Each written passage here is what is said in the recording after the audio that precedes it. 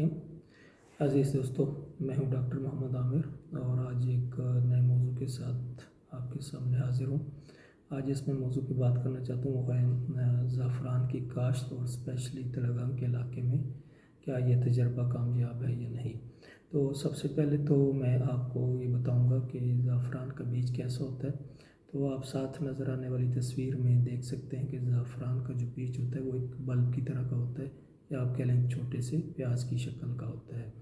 और अगर इसके ऊपर से छिलका उतारा जाए तो ये अंदर से सफ़ेद लहसुन की तरह निकलता है, लेकिन इसकी कोई खुशबू या बू नहीं होती। फिर ध्यान में रखिएगा कि बाज़ार में बाज़ लोग एक जाली किस्म का बीज भी बेचते हैं, जिस तरह सूरजमुखी का बीज होता है उससे थोड़ा सा छोटा होता है।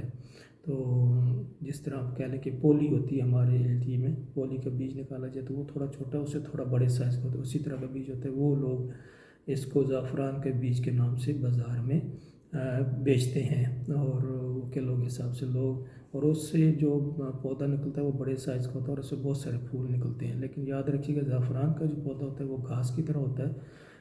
जैसे आप हमारे एरिया में चमूना होता है, चमूना जैसे हम कहते हैं अपनी ज़बान में, या भुक्का कह लें, भुक्के से तो थोड़ा डिफरेंट होता है।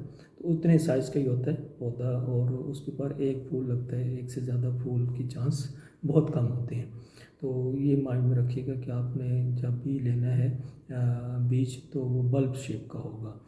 उसके बाद ज़ाफ़रान के लिए जो मौजू आबो हवा है, ये दर्जा हरारत है, तो वो तमाम इलाके जहाँ पे सर्दियों में टेम्परेचर 30 डिग्री सेंटीग्रेड से 30 डिग्री सेंटीग्रेड से नीचे चला जाए, उन इलाकों में आप ज़ाफ़रान को उगा सकते हैं। और जितना टेम्परेचर कम होगा, रात का टेम्परेचर जितना 0 डिग्री सेंटीग्रेड के करीब होगा, उतना ही इस पे फूल आने के चांसेस ज़्यादा होते हैं। तो इस चीज़ को मद्देनज़र रखते हुए आप देखिए कि आप जब ज़ाफ़रान को काश्त करेंगे तो ये देखेंगे कि क्या उस इलाके में सर्दियों में टेम्परेचर 30 डिग्री से नीचे चला जाता है या नहीं जाता।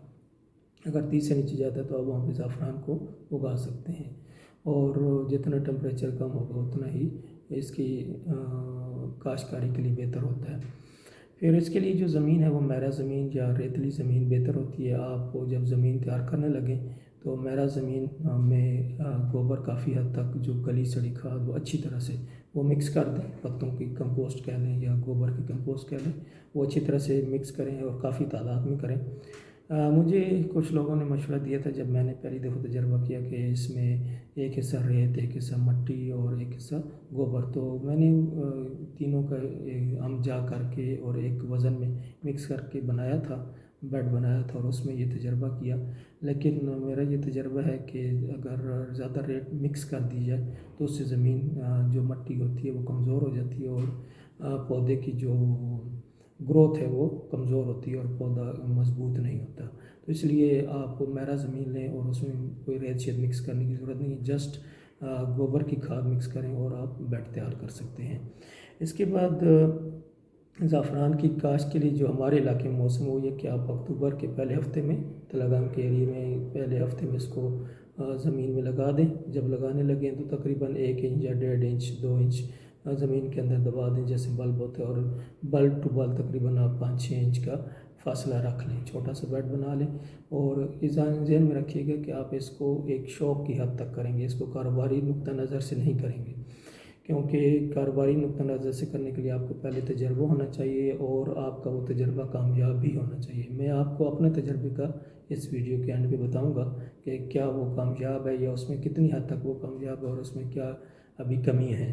तो इसलिए अगर आप ये ज़ाफ़रान की काश्त करना चाहते हैं तो फ़िलहाल आप इसको तजर्बाती तौर पर करें।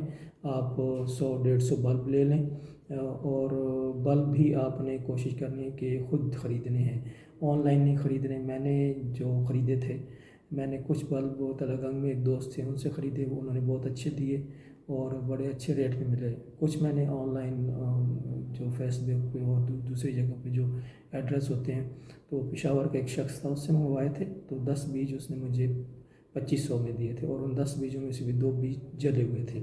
तो ये मुझे भाई पोस्ट आए थे TCS के ज़रिए। तो इसलिए कभी भी जो ऑनलाइन शॉपिंग है उस पर ट्रस्ट ना करें, और बंदा चाहे कितना ही काबिल एतमाद नज़र आ रहा हो, शक्ल से कितना ही वो क्या कहते हैं ना मोमिन हो, लेकिन कोशिश करें कि आपको کاروباری سلسلے میں جب تک چیز دیکھنا نہیں وہ خود وہ خریدے نا.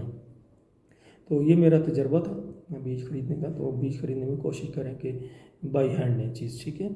اور پھر تلنگانہ کے ایریے میں جو میں نے زعفران کاشت کیا, میں تقریباً پچھلے 4 سال سے زعفران کا اگا رہا ہوں. بہت محدود پیمانے پر ہوتا ہے, زیادہ نہیں ہے.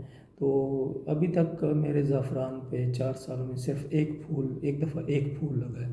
تو ہمارے علاقے میں زعفران کے اگاؤ میں کوئی مسئلہ نہیں ہے. 100% بلب اگتے ہیں بڑے اچھے اگتے ہیں, لیکن ان میں پھول آنے کا مسئلہ ہے, پھول نہیں آ رہے. اب مجھے نہیں پتہ کہ کیا میری کوئی لگانے میں پرابلم ہے یا یہاں کی آب و ہوا.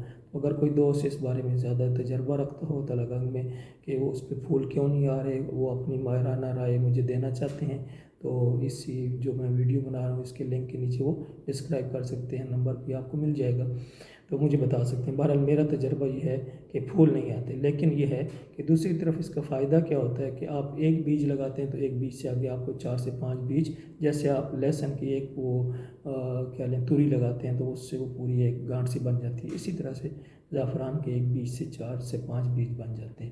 تو یہ ہے کہ تلنگانہ کے علاقے میں میرا جو تجربہ ہے زعفران کا ابھی تک وہ فلی کامیاب نہیں ہے, لیکن شوق کی حد تک اچھا ہے, میں کرتا ہوتا ہوں. اس سال بھی میں نے لگائے ہوں, اور ساتھ ساتھ آپ کو یہاں پہ ساری چیزیں جو میں بتا رہا ہوں وہ آپ کو پکچر میں اور ویڈیو کی صورت میں نظر بھی آ رہی ہوں گی اس ویڈیو میں. تو بہرحال زعفران کا آپ تجربہ ضرور کریں.